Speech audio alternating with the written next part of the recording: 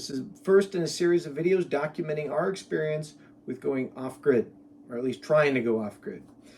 We've learned a lot from seeing other people online do similar work to varying degrees, either just demoing some partially off-grid, fully off-grid, homestead style, all kinds of really neat things.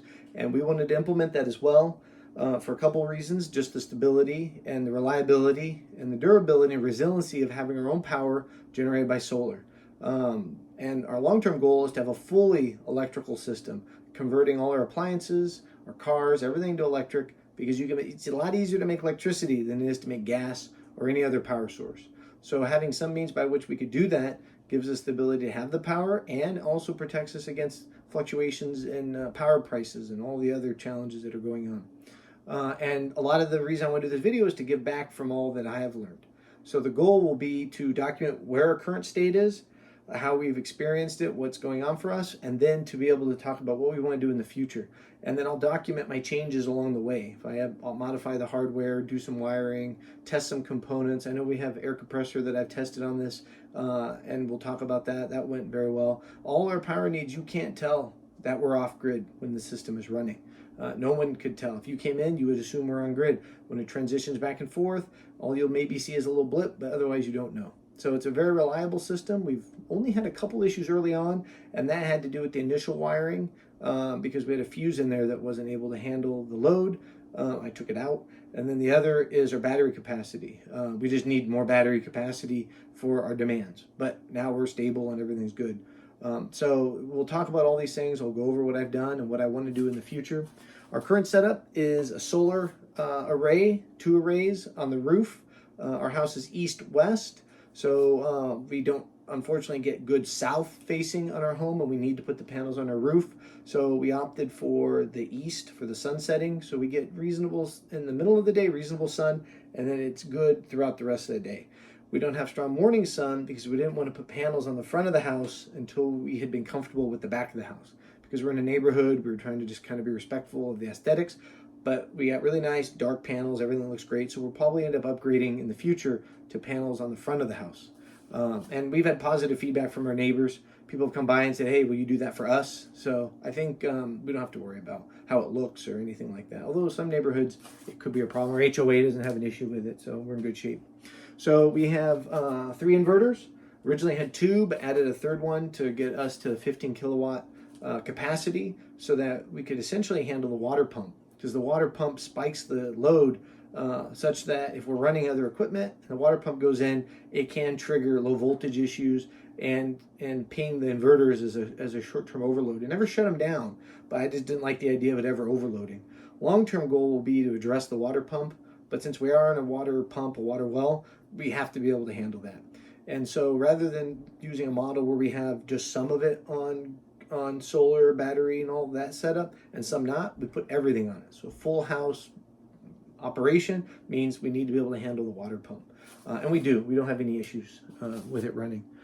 The batteries started as a 10 kilowatt hour battery setup. We've upgraded to 20 kilowatt hours with the idea that we'll fill out this rack and end up loading it up to 30.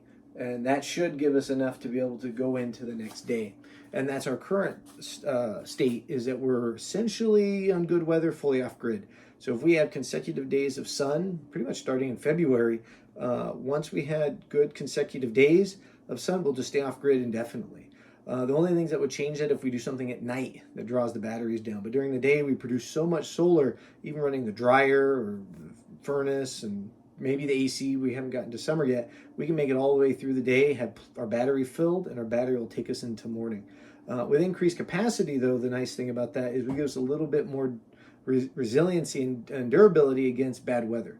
And part of the issue is the seasonal variation in bad weather. In December and January, our production was very low. As a result, we weren't able to stay off grid and had to revert to grid sometimes during a day, but very often in the morning when there was no sun. The battery would just get too low and then switch to grid seamlessly, but still it was on grid. So the idea would be to have a bigger battery capacity to handle more and to be able to add more panels so that even in the winter we would do better than we were doing. I think it's hard realistically to be fully off grid in the winter at least in the mid to upper latitude regions, just because of the sun is not very strong and it's very cloudy. But the goal will be to be as off-grid as possible, or in a situation where there's an event that we have no power, we can at the very have to ration that power through and be able to make that through the event with no significant issue. One of the challenges has been getting these settings right. So these have a lot of setting variations in them, and because of that, we have to fiddle with it, or I used to fiddle with it. I wanted to be able to get optimal operation out of it. And by doing that, I learned a lot, but I also don't want to have to do that. I want to be able to set this and essentially forget it. Outside of some event, like a storm is coming or something significant, if I know it's going to be a big storm, I'll charge the battery, make sure it's 100%, and then we can get through that storm, and then I revert back to the default settings. But I have stabilized the settings, and I've got them to a point where we can run the system fairly stable with no significant issues. If sometimes at night the battery does get very low, it will pull from the grid to charge back up a bit. But ideally, once we get to the morning, it just charges up. The big challenge we had is high load challenges. The water pump, like I mentioned, actually puts a lot on there. The AC, last summer I had installed a soft starter, and I did get a chance to test it with 2 of the inverters, and it worked well. So this summer I'm hoping it'll run well.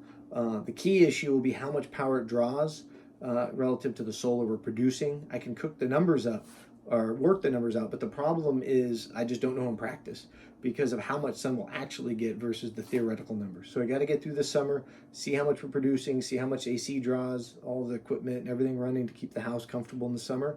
And then at some point we'll get an EV and start charging, and that will put an additional load. So as we increase the electrical load on the home, we're going to have to start to increase the capacity of our solar production, which will be panels on the front, additional panels on the back of the house, just to try to get as much as possible. And very likely, 2 more batteries in our stack here for 30 kilowatt hours, which still may not be sufficient, but we'll do the best that we can with it.